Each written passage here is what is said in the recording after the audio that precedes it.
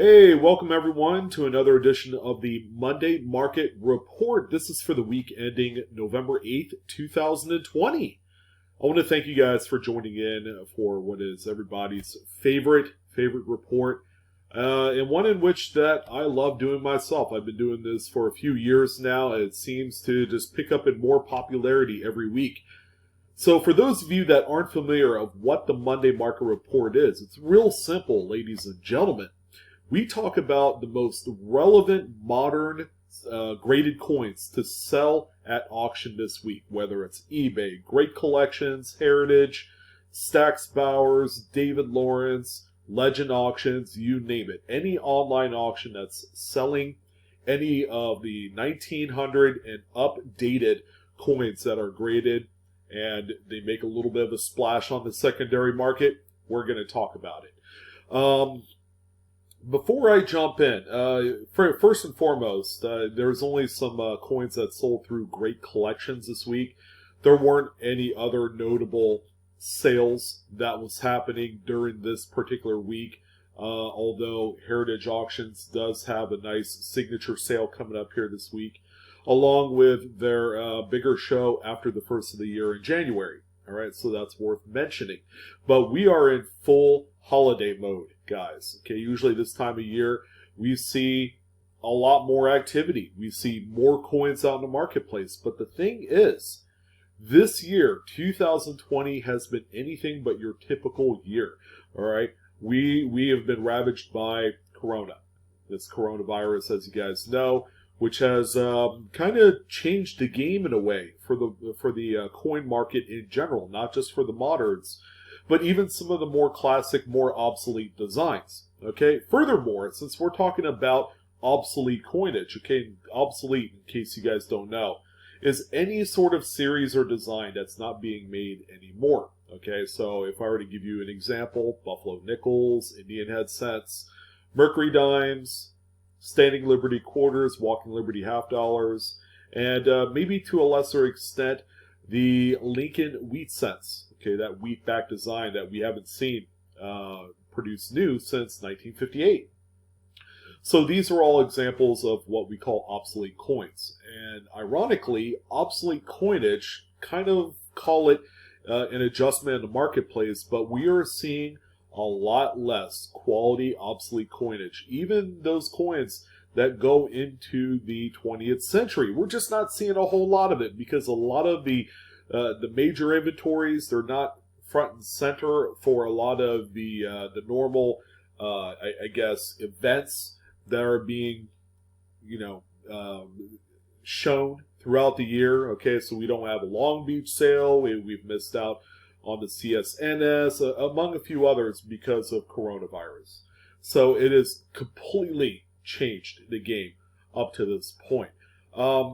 Before we go ahead and jump into what's relevant this week, I also wanted to point out that tonight, Monday night at 8:30 Eastern, 5:30 Pacific, come join me and my panel on the live coin Q&A. All right, so live coin Q&A, so you're going to do Q &A, type it into YouTube, and it's its own actual channel.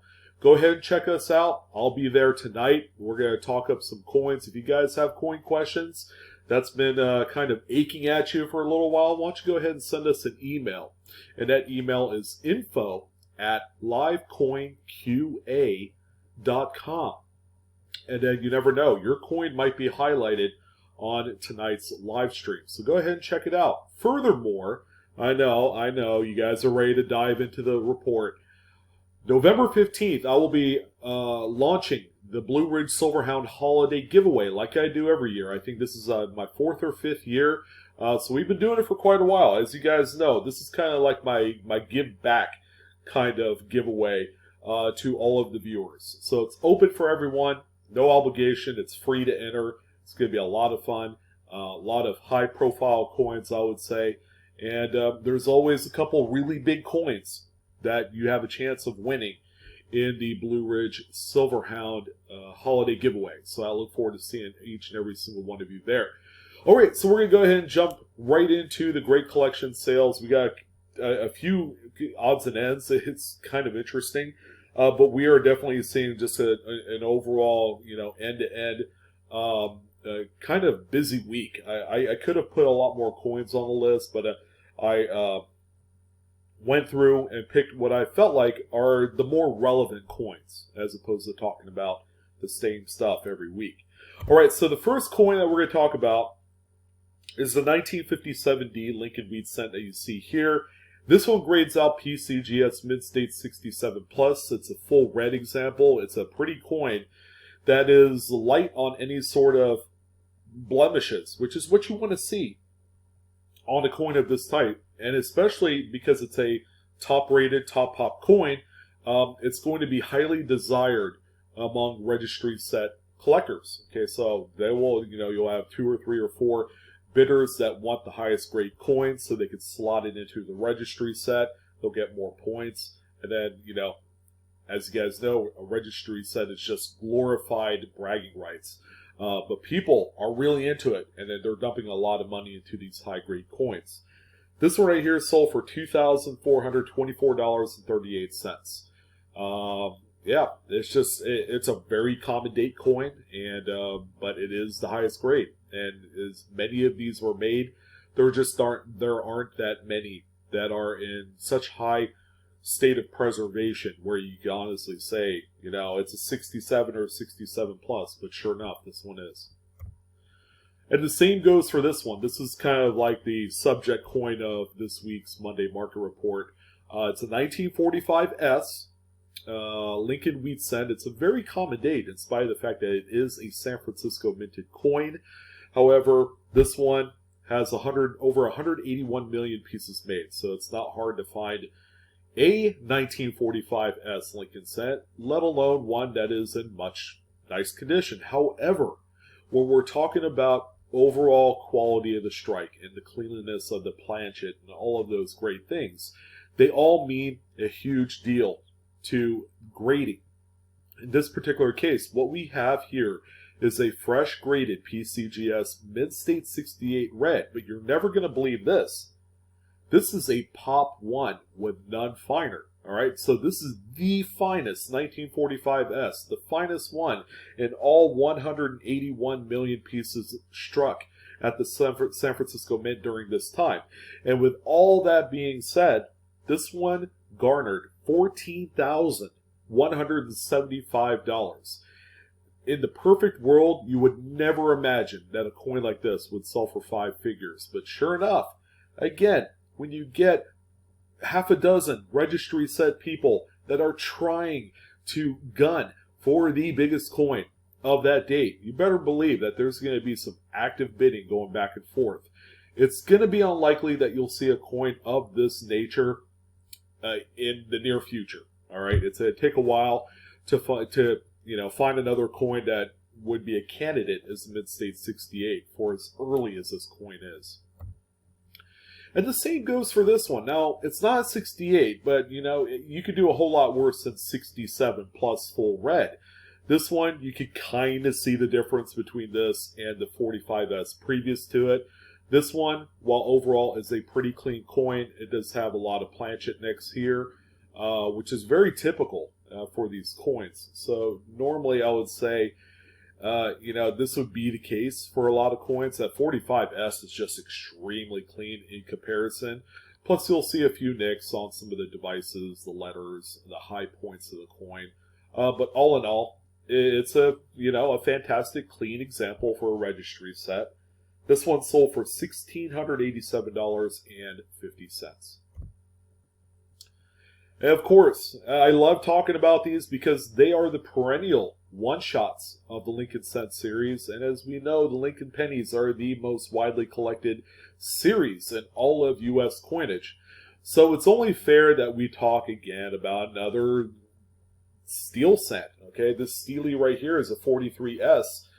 Typically, we would say it's the tougher, the 3 that you could find, either the Philly, Denver, or San Francisco.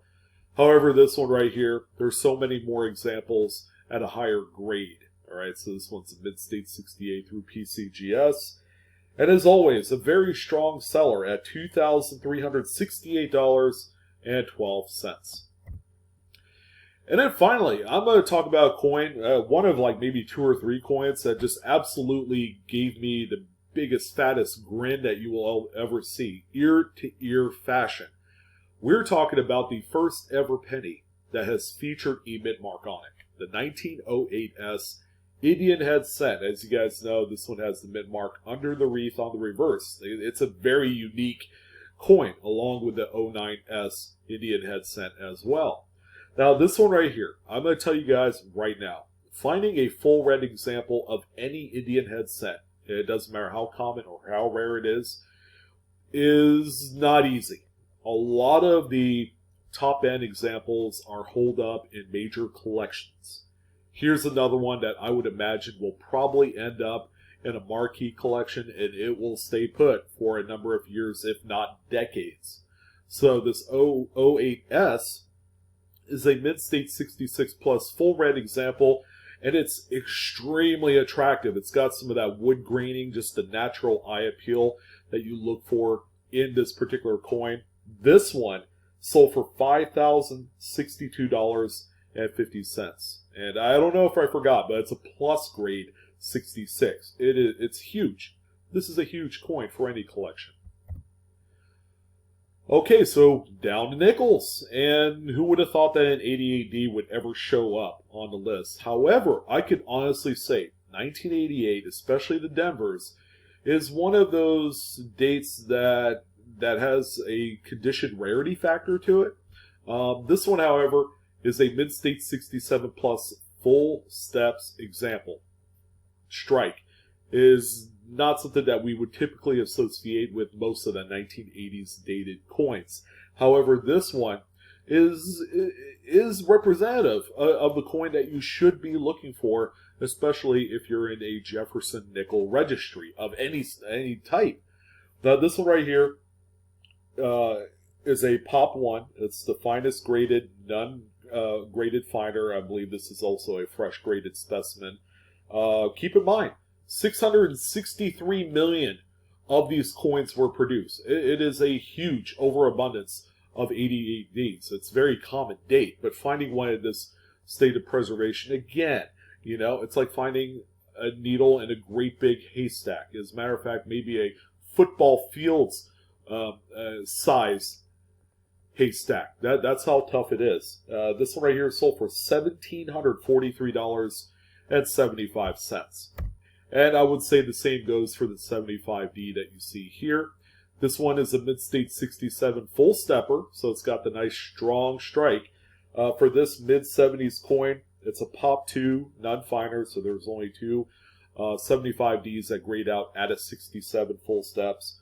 Keep in mind, over 401 million pieces were produced in 75 at the Denver Mint. This example sold for $2,812.50. I brought up this coin as a coin that I feel is probably one of the most beautiful full steps 59s I've ever laid eyes on. Now, I have covered this particular date a number of times for full steps examples, and I've seen them all. You know, I've seen some very marginal looking coins that I probably at one point felt like, well, you know, we're not quite there, but yet it's still got the full steps designation. This is just an overall clean example of this date. It's a mid-state 67. It's got the FS on there, and this one sold for $3,487.50. That is strong money for this coin. It could have gotten a lot more crazier.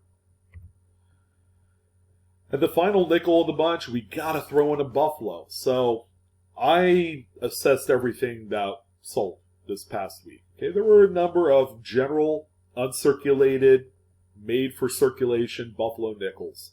The reason why this one attracted me the most is not only is it a standard Philadelphia struck coin, 1926, but it is probably a powerfully lustrous coin that you just don't see that often.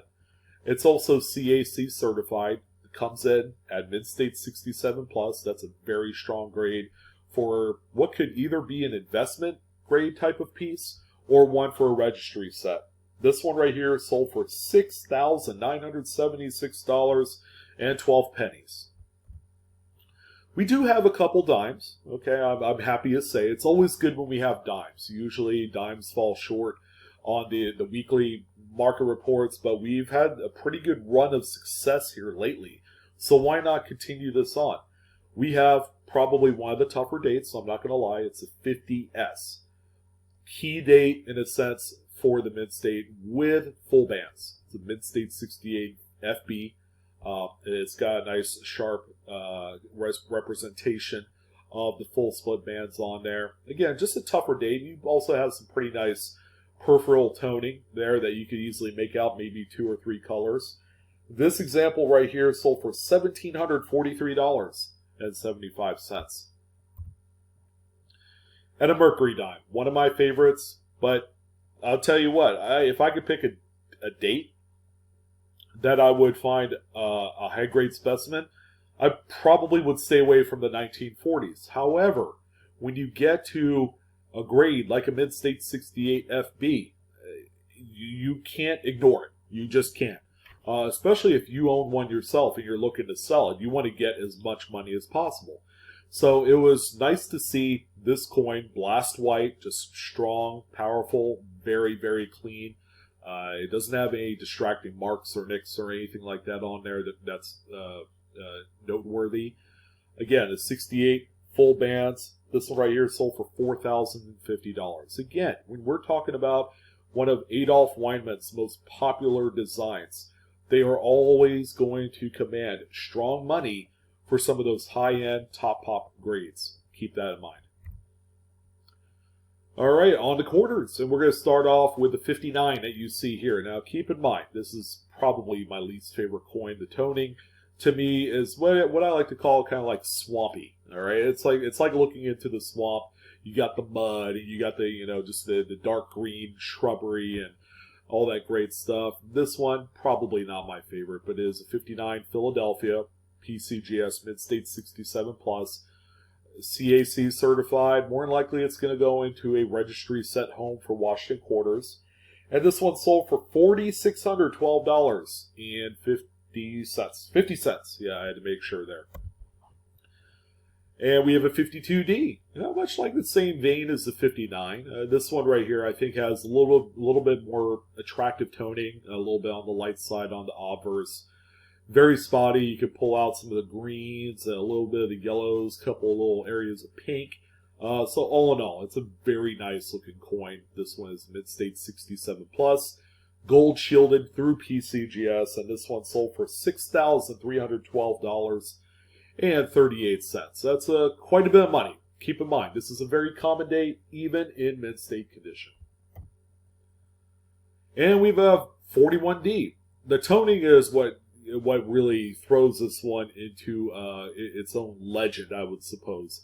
It looks like it came from an album, all right, because a lot of the toning is subjected to the periphery, the edges, and it's very nice. I would imagine that this one would look killer in a PCGS TrueView photo setup. I mean, I would love to see TrueView photos of this coin. I think it would just really make it pop a lot more.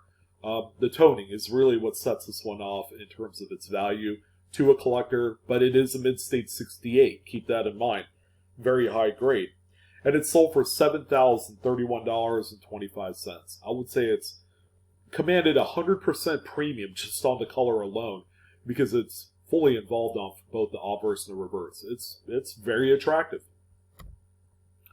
And then finally, this is the other coin that kind of gave me just grins and giggles inside, but it's been quite a while since I talked about a really solid looking Franklin half dollar. So here you go. We have a 1949, one of the earliest dates of the Franklin half dollar series. It's either a love it or hate it series, but it is commanded the great attention of a lot of half dollar collectors. And as of late, especially within the last 10-15 years, we have seen the popularity of this series rise to tremendous heights, all because of guys like Rick Tomasca and a few other collectors that specialize in this series.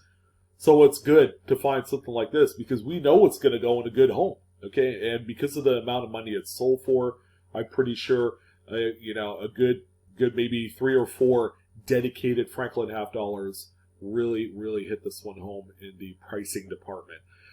Just to recap the grade, PCGS Mid-State 67 full bell lines. That's important. It's got the strong, nice strike on the reverse.